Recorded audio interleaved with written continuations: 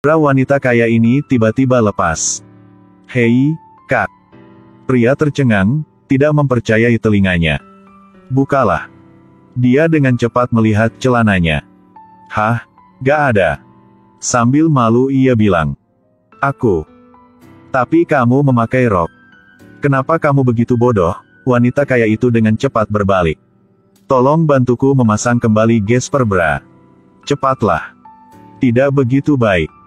Meski begitu, dia tetap membantu wanita itu. Ini adalah kesempatan langka untuk orang jomblo seperti dia. "Lepaskan sarung tanganmu." Setelah mencoba sebentar, dia telah selesai. Dia merasa lelah. Wanita kaya memuji ia bagus. Dia pikir dia sedang bermimpi, sampai hidungnya berdarah. Sejak itu, Daisy memiliki banyak keberuntungan dan telah menjadi asisten wanita kaya. Sepulang kerja, tiba-tiba mobil wanita kaya itu mogok. Daisy terbukti sangat berpengetahuan.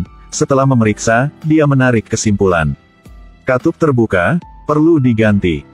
Profesional sekel. Tapi ia gak tahu apapun. "Saya ingin menanyakan ini, di mana dia mendapatkan katup cadangan?" Wanita kaya berkata dia lapar. Daisy juga sangat antusias. Dia bilang ia tahu restoran baik mewah maupun enak terletak di dekat sini. Dia menyuruhnya pergi bersamanya. "Bagaimana kita pergi?" Daisy bilang dia juga punya mobil, tidak jauh berbeda dengan miliknya. Kursi yang sejuk dan nyaman, keselamatan yang utama dan yang terpenting. "Duduklah, ayo pergi." Keduanya mengobrol. Sangat mirip pasangan. Suatu hari, seorang pria tampan yang baru saja tiba ke perusahaan. Wanita kaya langsung menunjuknya sebagai direktur. Daisy mengusulkan sebuah rencana, dia dikritik dan dibatalkan olehnya. Dia bilang dia mendesain ruang pemakaman. Kemudian Daisy menemukan sebuah rahasia. Pria tampan adalah mata-mata untuk perusahaan saingan, datang ke sini untuk menghancurkan proyek mereka. Dia dengan cepat berkata kepada wanita kaya itu, tetapi dia tidak mempercayainya. Dan katakan dia pacarnya. Daisy kaget, ternyata dia delusi. Dia sangat patah hati, jadi ia memutuskan bunuh diri. Ada idola mau melompat dari jembatan di sebelahnya, jadi orang-orang datang untuk melihatnya. "Jika kamu ingin mati, pergi ke sana. Jangan datang ke sini, kamu tak tahu malu, kan? Saya bahkan tidak membutuhkan hidup saya, apa yang harus saya malu?" Setelah mengatakan itu, dia meminta reporter untuk berfoto. Ternyata alasan dia bunuh diri adalah karena fans memberinya julukan.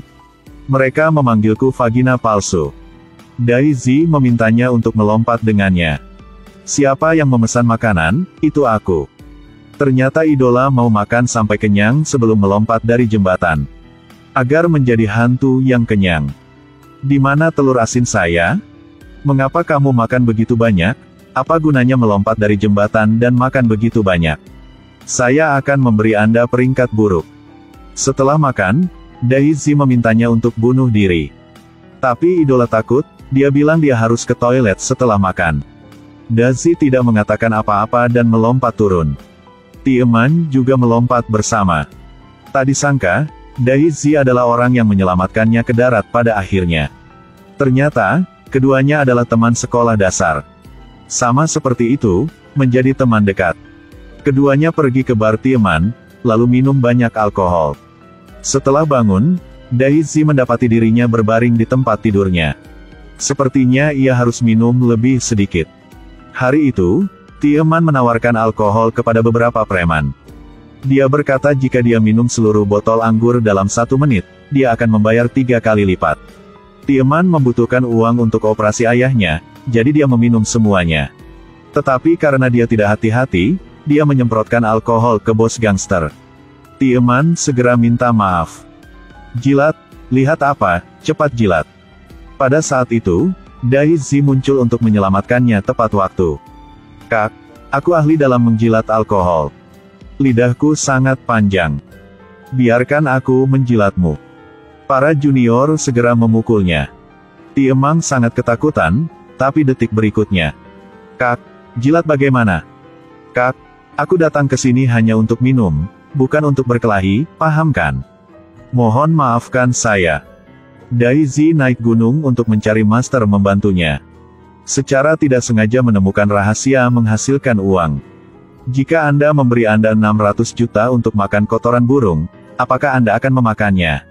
Aku akan memberimu kesempatan.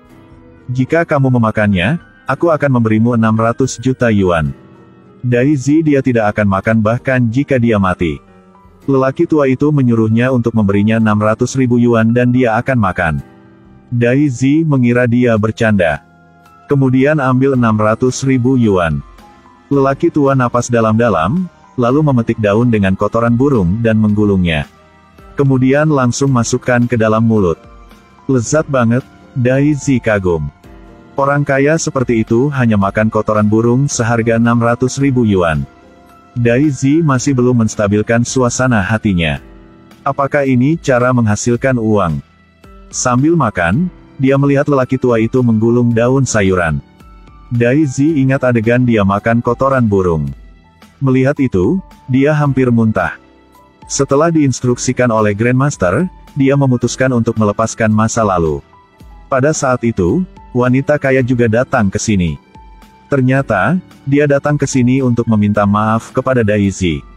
Pria tampan itu adalah mata-mata, menghancurkan portofolio perusahaan. Sudah hampir waktunya untuk menawar dan mereka belum menemukan solusi. Wanita kaya berharap dia bisa membantunya menyelesaikan kategori. Daisy langsung menolak. Tolong bantuku. Pada akhirnya, dia setuju. Daichi bertemu beberapa master, meminta mereka untuk mengajari mereka sedikit pengalaman. Hasil setelah periode usaha, mereka menyelesaikan rencananya. Dalam lelang, Daisy membantu perusahaan menang. Karena untuk berterima kasih padanya, wanita kaya itu mengundangnya untuk minum teh. Akhirnya, ia ke bar karena ada seseorang yang ingin ia temui. Selama kesulitannya yang paling putus asa, dia selalu menyemangatinya. Aku ingin minum tanpa membayar. Ini adalah komedi pendek tetapi telah menjadi klasik. Film ini tidak hanya memiliki adegan tertawa dan menangis tetapi juga mengajar cara menghasilkan uang. Menjadi manusia itu sama, harus tahu berusaha. Film berakhir di sini. Jika Anda suka, silahkan tekan like.